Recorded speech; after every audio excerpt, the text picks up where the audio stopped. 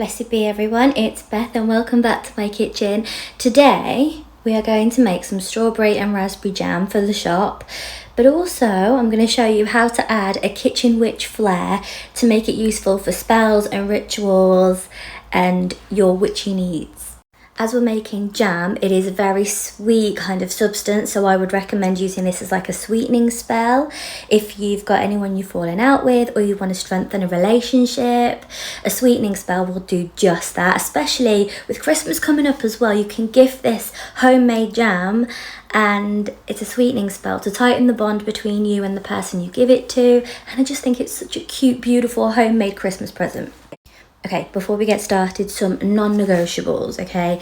Hair back. Nobody wants hair in their jam, especially not yours. Wash your hands, clean your surfaces, and protect your clothing. I've got an old top on, it's fine. One last thing before we get started with chopping our fruit is, if you're like me and you are making your jam for commercial use or to gift to other people, you're going to need some gloves because nobody wants this. Even though you've washed them, they don't want it all up in their products, so get yourself some gloves. These will do great. Okay, so as you will see, I've already got some raspberries that I have washed, and I've washed these strawberries. I'm going to chop them up, then I'm going to wash those strawberries. I could just wash them all together, but I wanted to show you this started. I've got some caster sugar and some lemons. And that is all you're going to need to make jam. Obviously, you need jam jars as well. Right, so now all of our fruit is washed. Jars are washed and sterilised. I've started cutting up some strawberries.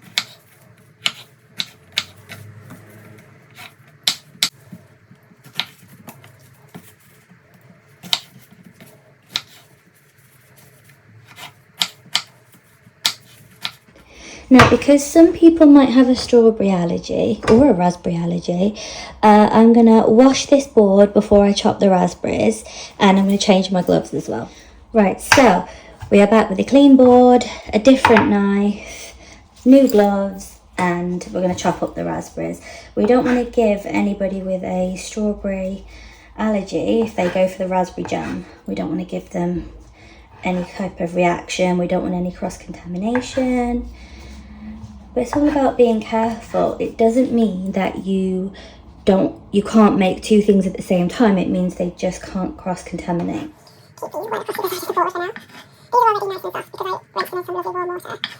Okay, so we've moved the strawberries over here, the raspberries over here, again, for no cross-contamination. Changing the glove. Now we've got clean gloves, a washboard and a new knife again.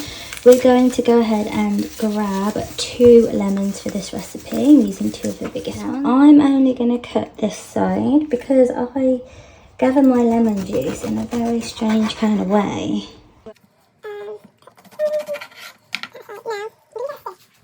Better and less messy.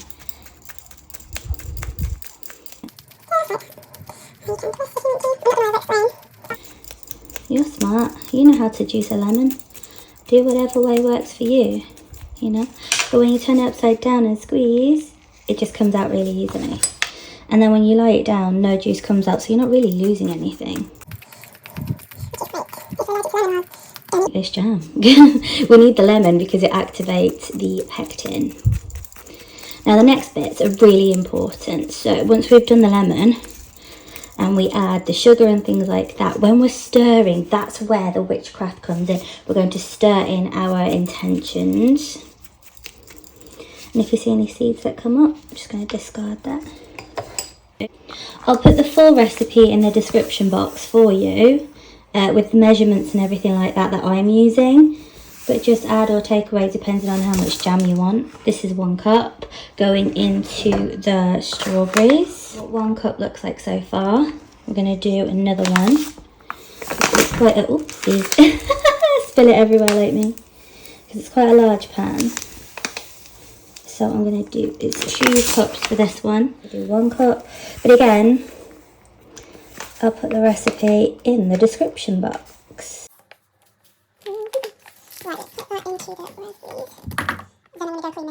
Okay, sugar's all clean, jars are ready. We're going to add a cup of water to the raspberries, and then 2 cups of water to the strawberries, and then we're going to add the lemon.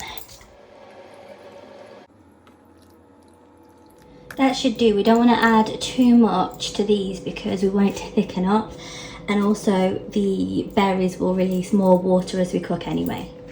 Right, next step, I'm going to start mashing with a potato mash. Okay, so here is where I am mashing the strawberries just to make them a little bit smaller, easier to come to a boil. I've decided to cut out all the waffle I was talking. The lemon juice will help release the pectin from the strawberries, and it will all thicken up beautifully. This one's much easier because raspberries are so much softer. Literally running out, but don't worry about that. That's a good thing. It will help the sugar dissolve and everything will come together with a nice, smooth, beautiful consistency. Now personally I love the seed, but you can strain it if you don't want the seeds. That's fine. There we go, there's one. When they start to bubble, that's when we're going to add the lemon juice.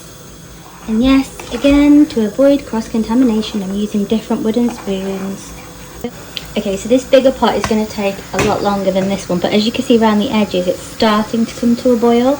At this point, you want to stir, but what you don't want to do is burn the sugar, because this has turned into like a syrup now. So you don't want to burn the sugar, but you do want to bring it to a rolling boil as well.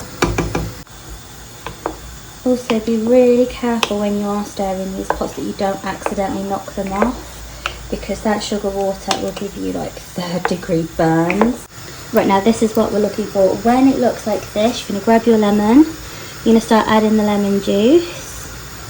Right, then we're going to leave it to roll on a boil with the lemon juice in the pot for a good 5 minutes. Right, our strawberries are at a rolling boil. I've just added in the lemon juice. You can see it's beautiful. And this heats slightly down. We don't want it to go over. But I'm still going to leave it boiling and bubbling for like 5-6 minutes. Putting the spoon across so it doesn't bubble over.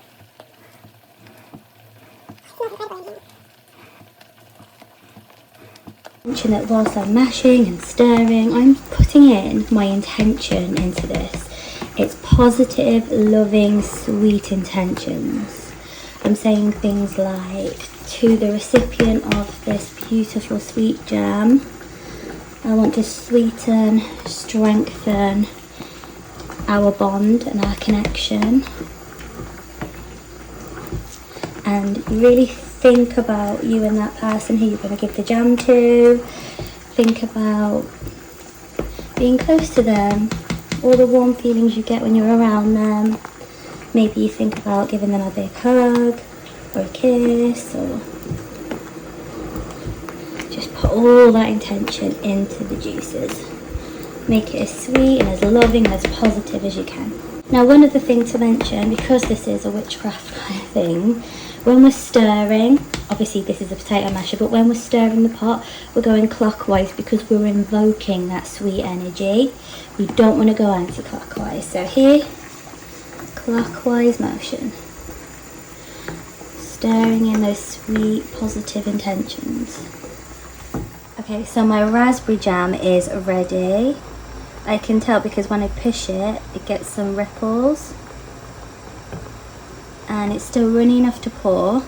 And if you get a really cold plate out the freezer or something like a cold spoon, you can pop a blob on. And if it runs straight off, you need to leave it to boil a bit longer. But if it sets pretty quickly, then it's done. So we're going to pop this in our jars while we wait for our strawberry one. Okay, I'm going to do this over there so I don't spill any on the counter, and then I can obviously wipe the edges.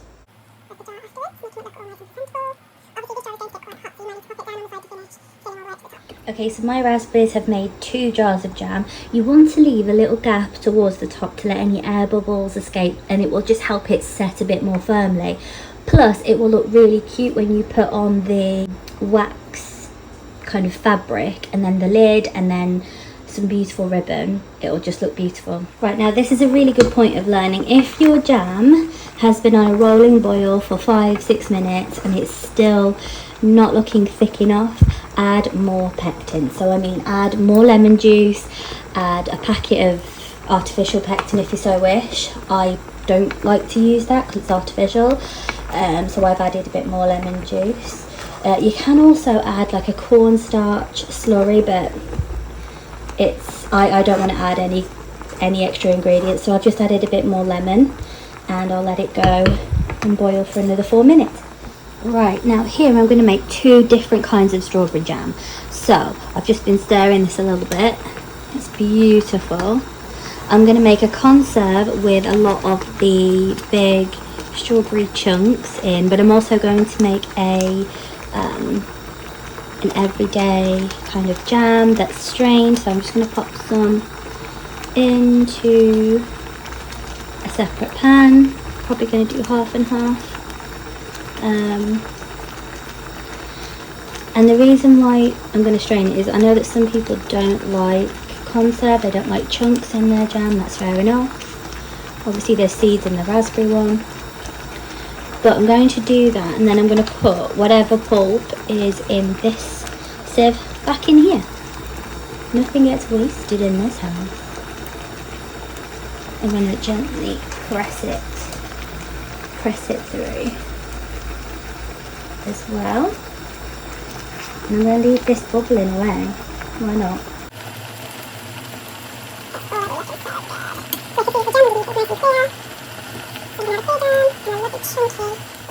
Just look at this beautiful thick strawberry conserve. Oh my god, it's stunning. And there you have it, guys. We've made quite a lot of jam with just some raspberries, lemon and sugar. We've got 2 lots of the raspberry jam, we've got 2 lots of the jam without any bits in, and we've got 2.5 lots of the strawberry conserve. This half we will keep for ourselves to use in the house, and these 2 will go in the shop, obviously once they've set. But yeah, give it a go and tag me, let me know how yours turned out.